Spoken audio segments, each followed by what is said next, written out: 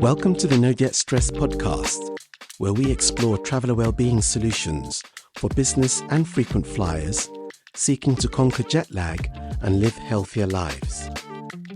I'm your host, Christopher Babayode, ex-flight attendant, traveller wellbeing advocate, nutritional therapist, and author.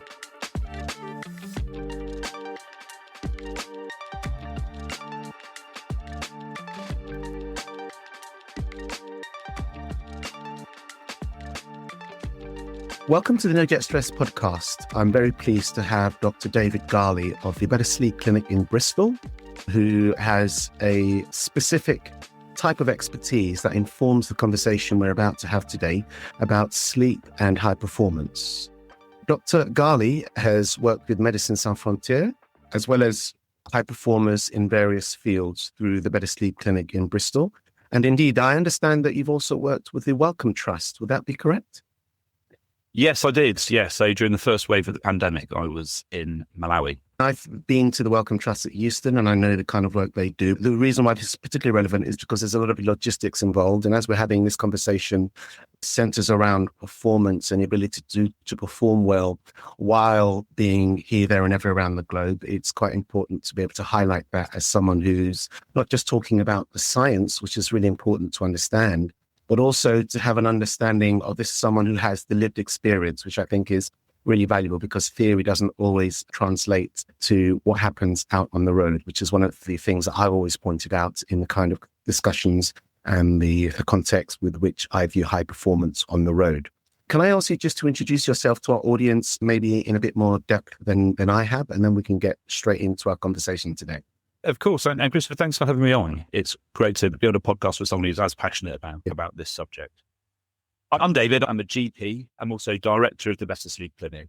In terms of my background, I originally worked as a respiratory doctor dealing with lung conditions in a hospital, which is a great job, but that is where I first started working in sleep. So respiratory, it can be a little bit of a mixed bag. So there's an awful lot known about respiratory conditions, but the treatments perhaps haven't kept up with the diagnosis. What's interesting about working in sleep, a lot of sleep disorders relate to how you breathe when you sleep, things like obstructive sleep apnea. And actually, if you have someone who's got really good going obstructive sleep apnea, who perhaps haven't slept properly for what could be a decade, who is really struggling with their memory, struggling with their concentration, falling asleep as soon as they get home from work, often depressed as a result, that once you get them diagnosed and on treatment, that sometimes the improvement is so brisk that sometimes 2 days later, we're looking at a completely new person. So it really highlights the impact that sleep can have on your health and well-being, especially because sleep is, to be fair, a bit of a vague area. What even is sleep? You can have that kind of vagary about it. When someone starts sleeping well, it hasn't been sleeping, see the impact. It's a really addictive place to work. And so since moved to general practice, I've started the Better Sleep Clinic. So we see patients with a range of sleep disorders, things like insomnia, obstructive sleep apnea, some circadian rhythm disorders like jet lag, which I'm sure we'll be able to talk about. But it's a really satisfying place to work. And we do that with patients, but also with organizations, and as you mentioned, high performance sport, because sleep is such a big part of both performance and recovery, which are key factors in performance of any kind. Lovely. You've taken us straight to one of the broader things I'd like to touch on in this conversation, which is that link between high performance, recovery, and sleep. I've seen quite a few viewpoints, and the one that struck me quite specifically is the idea of understanding sleep in the context of the circadian rhythm. I was really pleased to understand that you have a similar understanding and you have some frameworks with which you tackle that or come to that from. Before we get into that, what was it that caused you to pivot to the performance aspect while moving? I'm not saying you've moved totally away from this obstructive sleep apnea conversation, but in that role that the Better Sleep Clinic plays, what was that to working with high performance people as such? Yeah, good question. Performance, interestingly, is a theme that runs throughout sleep. So whenever you talk about a sleep disorder, people often refer to them as 24-hour conditions. And what they're really meaning is that while the sleep disorder affects how you sleep at night, interestingly, that's not often what patients are that bothered about. They don't really bother about sleep. What they bother about is the impact on their daytime function on their ability to concentrate, on their ability to remember anything, to, their mood and so on. And sometimes just feeling rotten, like that's what patients hate. And so we all perform in different ways, and whether that's your day-to-day function as a parent, as whatever your job is, as a friend, these social functions that we have, or whether it's high performance. And clearly there is a nuanced approach to sleep in high performance contexts, but we're all trying to kind of get by during the day, and sleep's role is really supporting that daytime function. But, from an athletic perspective, it's a very interesting area to work in if you have an interest in sport. And there is, I think, a big gap in what I think you could term an evidence-based approach to sleep in this context. So I think as we gradually understand a bit more about sleep's role in performance and recovery, people naturally grasp for more information. But out there in the kind of the ether of the internet, there's a lot of misinformation and non-evidence-based stuff. So we're very pleased to be able to fill that gap with evidence-based approaches. If I may, and like you said, there's a lot of stuff out there that isn't quite on point in terms of being evidence-based. And sometimes we actually come across information that's misattributed. I'd like to clear up one, if you don't mind. And obviously, I understand that you have, a need to be confidential in certain respects. But if you worked with athletes and I say athletes, I'm not a fan of Formula One. I'm not. I think it's interesting. But have you worked with Formula One athletes by any chance? So we work with, I suppose, the organisation. So what's interesting about Formula One is that it's a humongous team effort. And something I wasn't sure before of is actually when your team goes racing, you have half the team that actually remain often in the UK, wherever the home base is, but they switch to local time where the race is.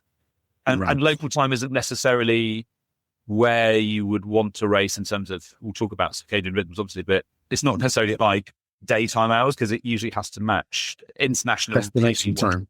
Yeah, so it's not even that sometimes. So it's really difficult. So you've got a team that splits across many different time zones. So we work with teams. I love that distinction for clearing up any misunderstanding I had about whether you did or didn't, but two, also because that's particularly relevant for the business traveler, which is what this audience for the most part is, in as much as that people who tend to have teams that are spread across the globe and have to revert to local times in order to catch up with teams and affect performance is something that ties into that. So that being said, I would like to use the model of Formula One teams to inform some of the conversations going forward because of that very reason, but also to take a couple of steps back. The science, I know you agree, I feel you agree with this, and I think I know you agree with this, but I'd like to hear you language it yourself.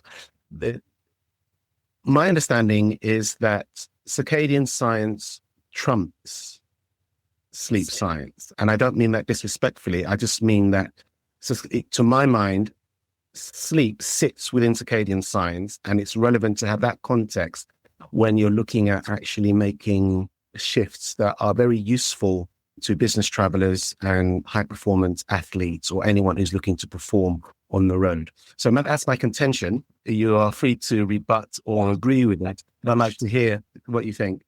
So your circadian rhythm. So I think there is sometimes some confusion between sleep and circadian rhythms, because when people talk about circadian science, for some people that's synonymous with sleep, but they are actually different. And one of the main processes controlled on a circadian basis is sleep and wake.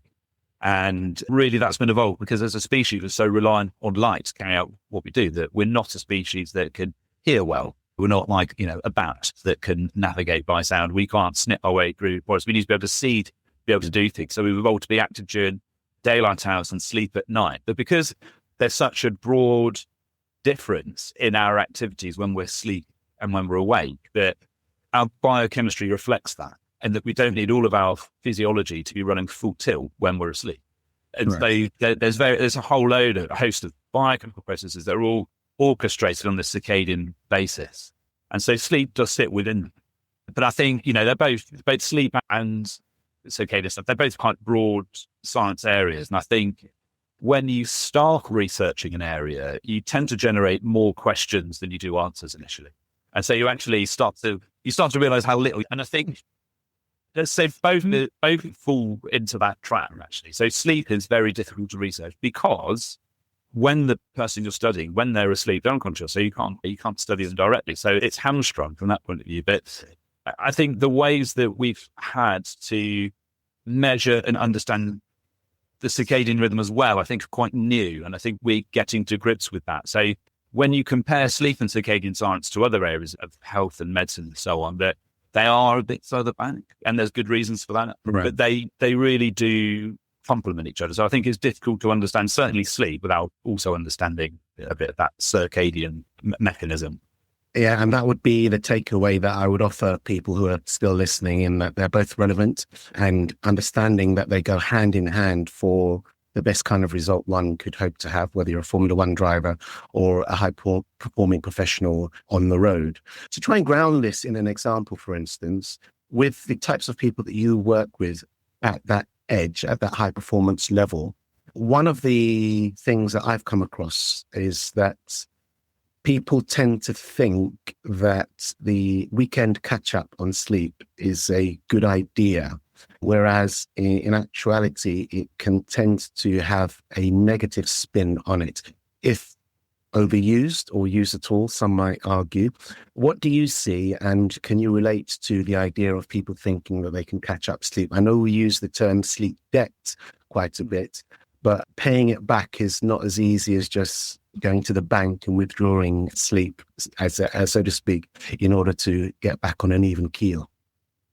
Yeah, I agree. I think one of the commonest reasons for sleep deprivation is something called voluntary sleep deprivation. Again, it's a term you have to be a little bit kind of careful with, because I think what constitutes voluntary is not always seen as voluntary. If you're looking after children or you work in 12 jobs, things like that. But certainly if your day is so packed that you don't have enough time for sleep at night during the week, that there is an approach that you try and make that up at the weekend. And I think most people agree that isn't the best approach, and that trying to restructure your day to allow more time for sleep at night during the week, so you're getting more consistent sleep during the week and the weekend, is better. And there is that term social jet lag, that if you are going to bed late during the week and then you're having that really late start, that disruption to the consistency of the wake up time, which is really the anchor from a circadian perspective, that if that's changing an awful lot, then you can find that your sleep and wake is inconsistent, that you're fatigued during the day. That said, I think it's also important to meet people where they are. And I think there's often good reasons why people are busy during the week. And sometimes it's because they're out partying till 3, which has got that kind of voluntary feel, I've worked on shifts where you work doubles during the week and you're cross-eyed by Friday. And so you naturally do sleep a little bit more, if you're lucky enough to do that. So I find I actually struggle. It's frustrating. I don't know if you find this as well, Chris, but you really want to sleep in at the weekend and you get to 8. You don't set your alarm, you wake up at the same time, which is madly annoying. Yes. But so it is absolutely not the best approach, but I suppose there are some folk who are perhaps a little bit limited for options. So what you're highlighting then is the ability to try and get as much consistency within whatever rhythm it is you have. And nature tends to pull us in that direction if it can, or if we allow it. But the idea is that consistency is a very fundamental base starting point that everyone should aim for, being able to optimize their ability to perform when it's needed. And for instance, people that I've worked with specifically, I would offer them the idea of maybe something like an afternoon nap, if they can, of a duration that's useful, but not tipping them into deep sleep, as a way of kind of spreading out the sleep that they kind of need, as opposed to trying to sleep in on the weekend. Is that something that you might recommend with people who you work with? Yeah, I think napping is underused, and that can fit for a lot of people in a bit of a circadian way. If you have that natural slump after midday, that you can, rather than that being a problem time, you can lean into that and actually have a nap. And as you said, having a nap of the sort of appropriate duration, that you don't want to necessarily nap too long, because that can sometimes eat into your desire for sleep at night, unless you're planning, because sometimes people do try to have more of a biphasic sleep pattern where they do actually sleep more substantially at midday. But again, that's probably less common. And I think, napping, I'm a massive proponent of napping. I think it should be encouraged at work as well as the weekend. Yeah. And just some add a little bit of more context, or this is what I tend to do, is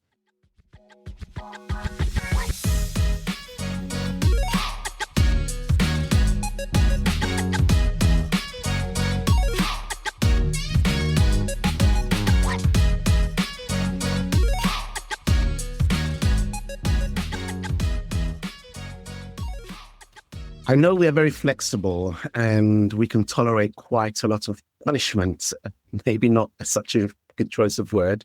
But for instance, you have like a mother of a newborn baby, or both parents. When that arrival comes, when that baby arrives, they have no option but to adjust themselves to the patterns of the baby in order to make sure that the baby is cared for, etc. And this is kind of like, for me, one of the far ends of the tolerance that we have. But just the fact that we have that doesn't mean that it should be abused in any context anyway. With that said, I'd like to pivot ever so slightly, and I may come back and revisit some of the things you mentioned there, but where the rubber hits the road for Formula One drivers who are high performing, or executives who are high performing, or anyone who has a specific project that they're trying to, a deadline they're trying to meet, etc. The ability for them to harness sleep in order to support their cognitive skills is something that is really telling, in as much as that if it's an individual, they obviously have an understanding of how they're able to perform. If it comes to teams, it affects team dynamics. And if it comes to an organization, then in effect, it's something that can be telling on the bottom line, i.e., for instance, this is a lovely, I don't think it's a trope, but it's an example I love to point to, where organizations go round universities. I know they do this specifically in the States. I think it's called the milk round, where they go around the top universities, handpick the best performing students who've just graduated. They get them into management consultancy firms, etc., things of that nature, as the brainiest and brightest. And then they put them on a plane and send them halfway around the world to do the business of the organization. And these people arrive there half-cocked because of jet lag, that big word, or the social jet lag if they're office-bound or location-bound. And they're expected to perform. So where the rubber hits the road here is sleep in support of cognitive skills and ability to function. What do you see with the types of people that you work with in that regard? And what kind of advice do you think is useful for them beyond what we've already spoken about?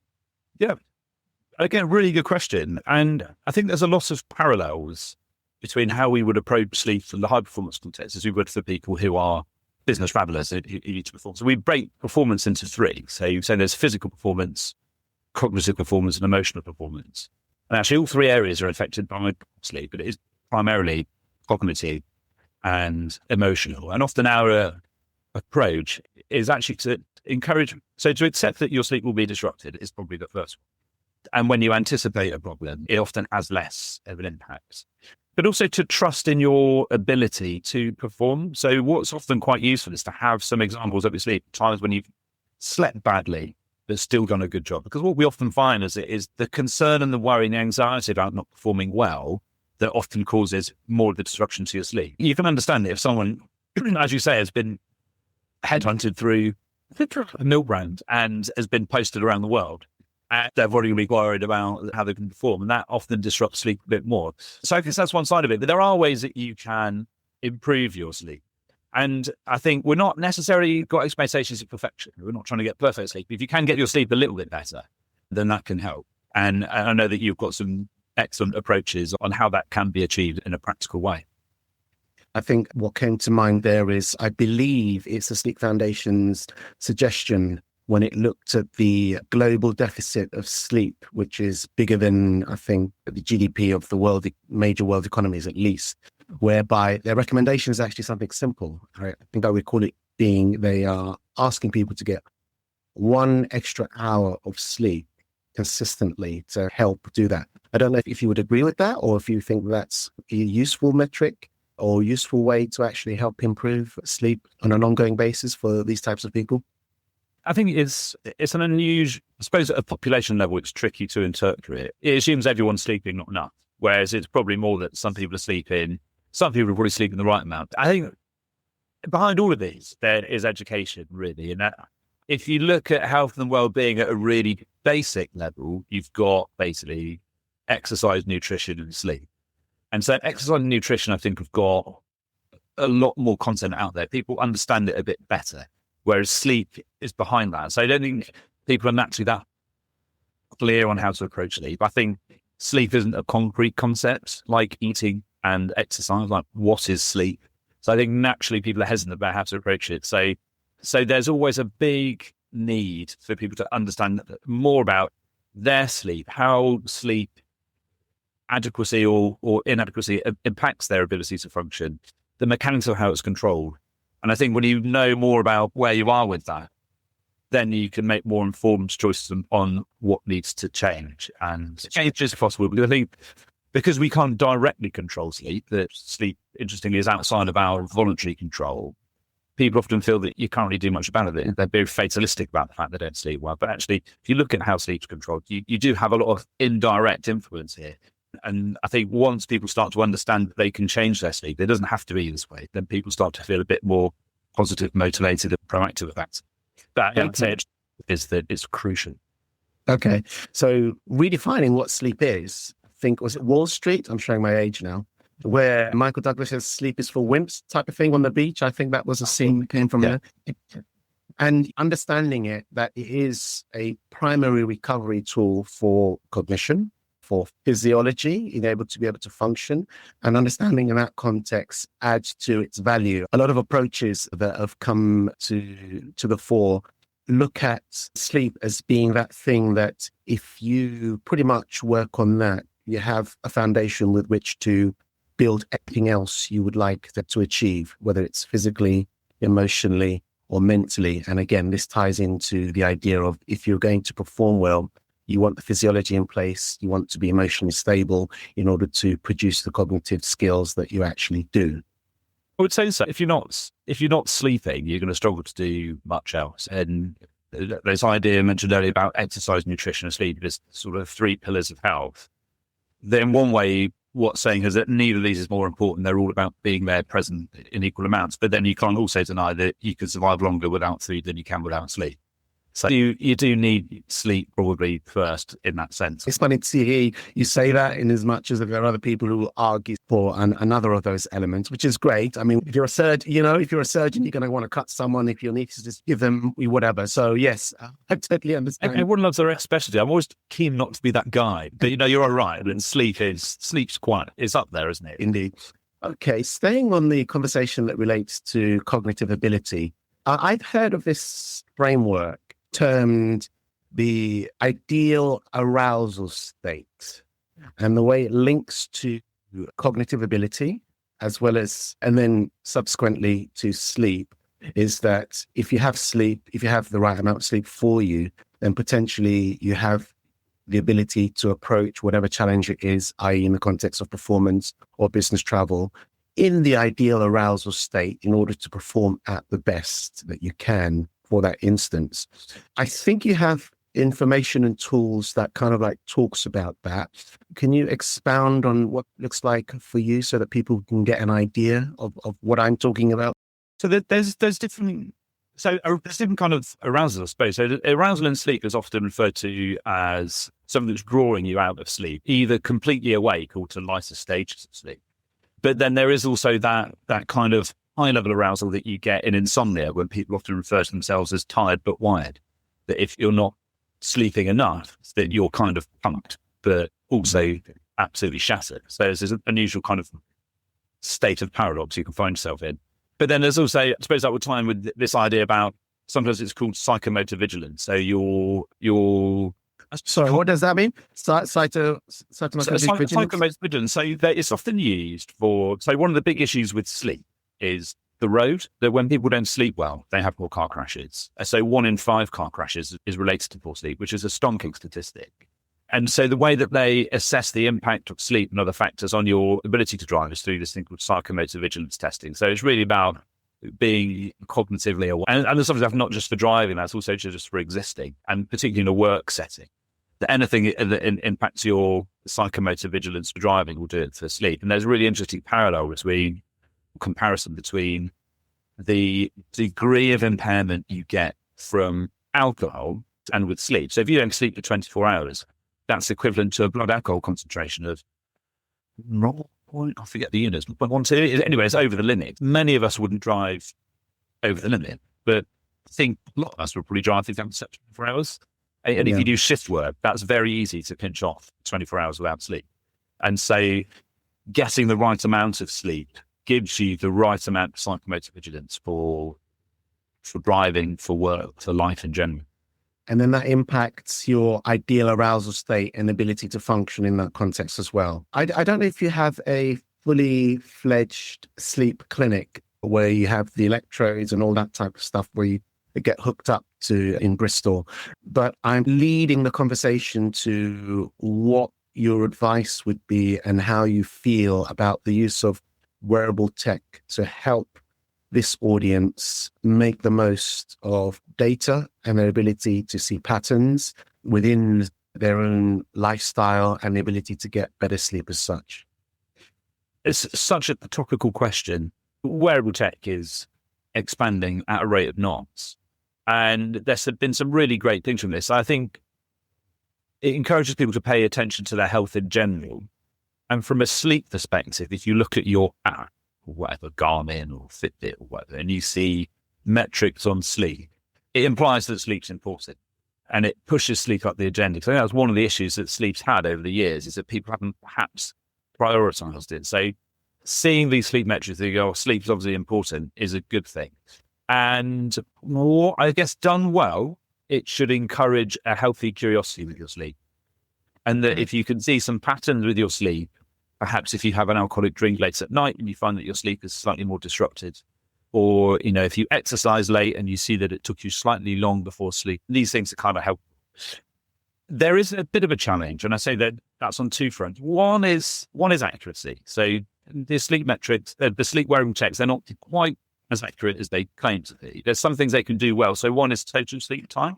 So the devices will, if the room is dark and you're not moving and your heart rate is approaching your resting heart rate, it will make the assumption that you're probably asleep. And if you compare that to the gold standard, which you described earlier with the electrodes on your head, called a polysomnogram, which is the in-hospital test, it's pretty accurate.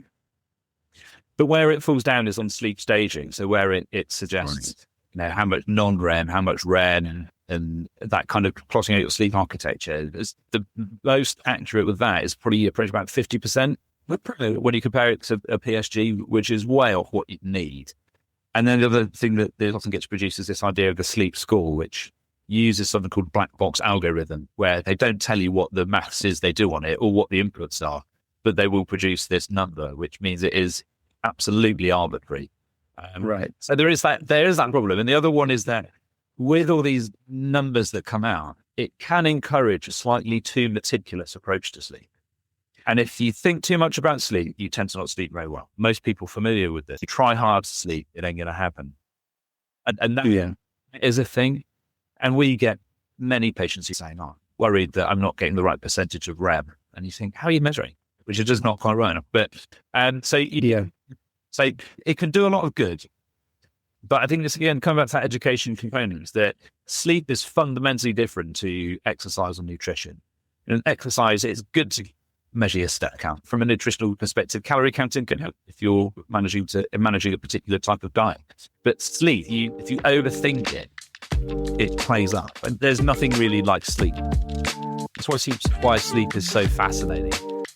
So my colleague Luke, he always uses this analogy that if you're worried about hydration and you think about it a lot, you don't, in the process of that, become dehydrated.